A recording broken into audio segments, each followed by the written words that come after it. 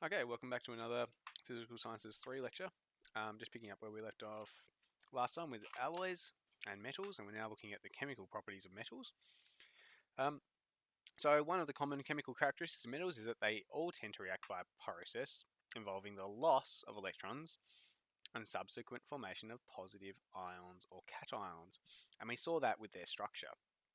Okay, so they end up being all these positive ions amongst a sea of like negative electrons, right?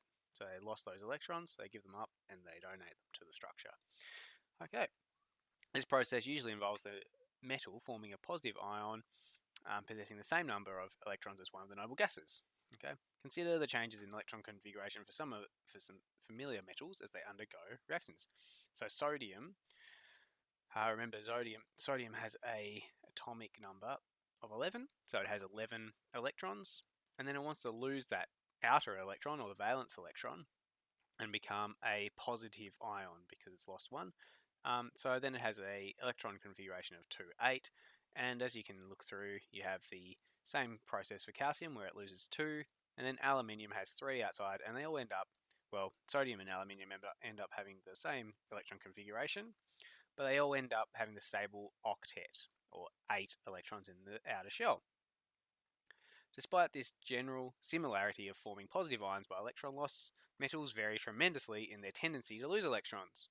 Okay, so metals that tend to lose their electrons very readily are reactive metals like K. So if you look on your formula sheet, it's potassium, sodium, and calcium. My L looks like a C there, calcium. And metals that do not tend to lose their electrons very readily are unreactive metals or noble metals. So we have here silver, and you might notice that this one is gold, and platinum, I think that's how you spell it. And what do you notice about all three of those things? They are expensive. So often the valuable metals are ones that do not react. Okay.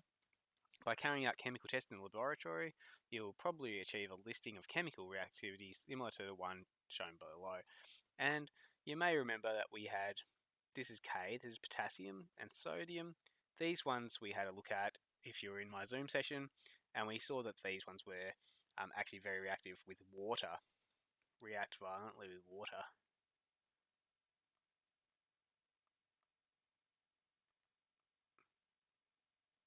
Okay, and the potassium actually exploded when we had that. Okay, so the next thing we're going to look at in the next lecture is we are looking at beyond metals, of course. So we're going to look at, of course, there's other chemical reactions other than metals. So we're going to look at that next time.